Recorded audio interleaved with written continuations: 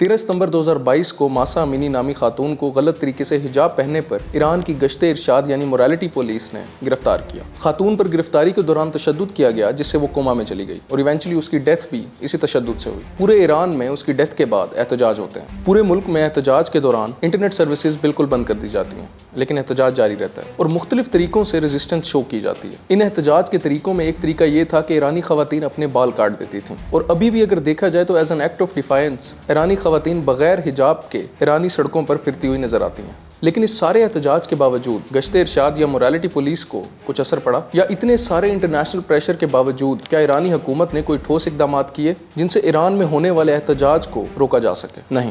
اسے سمجھنے کے لیے ایرانی حکومت کے سٹرکچر کو سمجھنا ضروری ہے۔ 1978 میں چلتے ہیں جب ایران میں انقلاب آیا تھا۔ آج سے تقریباً 44 سال پہلے آیت اللہ خمینی نے ایران میں ایک انقلاب برپا کیا۔ 1979 سے پہلے ایران میں ایک بادشاہ ہوا کرتا تھا جس کا نام تھا محمد رضا شاہ پہلاوی۔ محمد رضا شاہ پہلاوی نے 1941 سے 1979 تک ایران میں حکومت کی۔ پہلاوی امریکہ کا بہت ہی کلوز اتحادی تھا۔ ایرانی معاشرے کو ویسٹرنائز اور ماڈرنائز کرنے میں پہلاوی کا بہت اہم کردار تھا۔ لیکن جب بھی آپ کسی بھی معاشرے میں ماڈرنائزیشن انٹروڈیوس کراتے ہیں تو حق آزادی اظہار رائے بھی ضروری ہوتا ہے۔ اس کے علاوہ سیاسی آزادی بھی ایک ایسا پہلو ہے جو کہ کسی بھی معاشرے کو ماڈرنائز کرنے میں بہت اہم کردار ادا کرتی ہے۔ لیکن اس معاملے میں شاہ صاحب بہت بخیل تھے اور پہلاوی کی حد درجہ کوشش رہتی کہ کسی بھی قسم کا فریڈم آف ایکسپریشن یا اختلاف ایرانی معاشرے میں سرایت نہ کر سکے۔ اب پہلاوی جو معاشرتی اور اقتصادی ریفارمز کر رہے تھے، ایرانی سکولرز اور علماء کو ان سے بہت زیادہ اختلافات تھے۔ ایرانی معاشرے میں ان فورن آئیڈیاز سے بے سکونی تو بہت پہلے ہی پھیل رہی تھی، لیکن ایرانی علماء اور شیعہ سکولرز کی مخالفت کے بعد یہ بد سکونی احتجاج میں تبدیل ہو گئی۔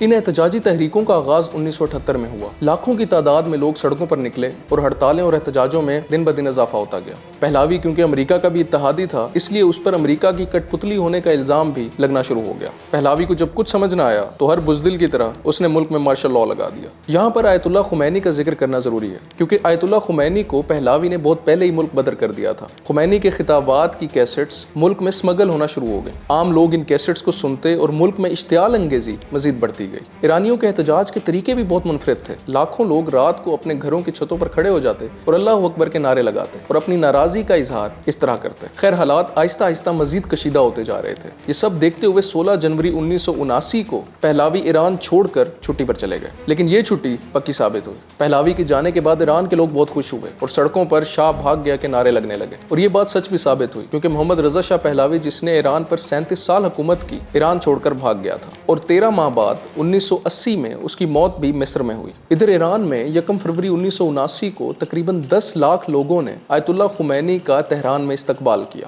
فوج نے جب یہ صورتحال دیکھی تو انہوں نے بھی نیوٹرل ہونے کا اعلان کر دیا۔ آیت اللہ خمینی تقریباً 14 سال ملک بدری کاٹنے کے بعد ایران واپس لوٹے تھے۔ جب فوج نے نیوٹرلٹی کا اعلان کیا تو انقلابیوں نے فتح کا اعلان کر دیا، لیکن ملک میں پہلاوی کے چاہنے والے بھی تھے، تو اب انہوں نے فساد برپا کرنا شروع کر دیا، لیکن ان کی تعداد کوئی اتنی زیادہ نہیں تھی، اس لیے صورتحال خمینی کے کنٹرول میں تھی۔ لیکن اس فساد نے بے تحاشا جانیں لی اور کچھ ماہ کی خون ریزی کے بعد اپریل میں ایک ریفرینڈم کرایا گیا جس میں خمینی بھاری اکثریت سے کامیاب ہوئے اور اس طرح اسلامی جمہوریہ ایران وجود میں آیا جس کے لیڈر آیت اللہ خمینی تھے۔ لیکن تاریخ کے ہر انقلاب کی طرح ایرانی انقلاب بھی بہت سارے مسئلے اپنے ساتھ لایا۔ پہلاوی اگر آمرانہ اقدامات کرتا تھا تو خمینی کی حکومت بھی جمہوری نہیں تھی۔ ایران میں شدید ظالمانہ اقدامات کیے گئے اور اب کیونکہ مذہب بھی حکومت کے ساتھ جوڑ دیا گیا تھا تو بادشاہت کی جگہ ایک ریپریسو تھیوکریسی نے لے لی تھی، اور یہ بھی ایک علیحدہ ڈیبیٹ ہے کہ خمینی کی حکومت کتنی مذہبی تھی۔ خیر مذہبی حکومت کا بہانہ بنا کر اس طرح کا سسٹم ڈیولپ کیا گیا جس میں اس طرح کے ادارے قائم کیے گئے جو کہ لوگوں کی نقل و حرکت اور لباس پر بھی نظر رکھتے تھے۔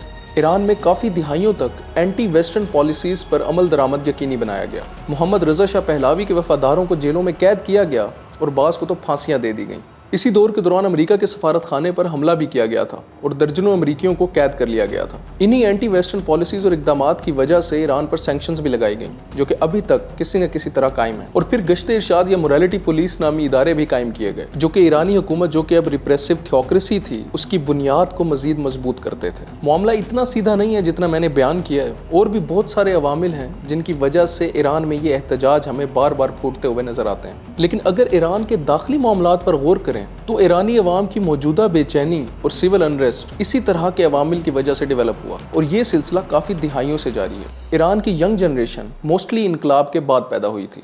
ایران پر پابندیاں ہونے کی وجہ سے معاشی حالات بھی بدتر سے بدترین کی طرف گئے ہیں، اور پھر گشت ارشاد جیسے ادارے جو کہ لوگوں کی نقل و حرکت اور ان کے لباس پر بھی نظر رکھتے ہیں اور انہیں سزائیں دیتے ہیں، تو ملک میں مایوسی مزید بڑھتی جا رہی ہے۔ پھر اتنے بڑے خونی انقلاب کے بعد آنے والی حکومت کا جمہوری نہ ہونا، آزادی اظہار رائے پر پابندیاں ہونا، یہ ساری چیزیں مایوسی میں مزید اضافہ کرتی ہیں۔ لیکن ہمیں یہ بھی سمجھنا ہوگا کہ یہ سارے معاملات آئسولیشن میں نہیں ہوتے، اور یہ ساری تحریکیں اچانک سے نہیں اٹھتی، کچھ نہ کچھ باہر سے بھی ضرور کیا جا رہا ہوتا ہے، اور ضروری نہیں کہ امریکہ یا مغربی ممالک جان بوجھ کر ایران میں سول انریسٹ پھیلا رہے ہوں۔ اس گلوبلائزیشن کے دور میں انفارمیشن سب سے بڑا ہتھیار ہے، اور اس انفارمیشن کا استعمال ہمیں ویسٹرن میڈیا اور امریکہ خاص طور پر ایران کے خلاف سب سے زیادہ کرتے ہوئے نظر آتے ہیں، اور ایران کو ہر جگہ پر ویلنائز کرنے کی کوشش کی جاتی ہے۔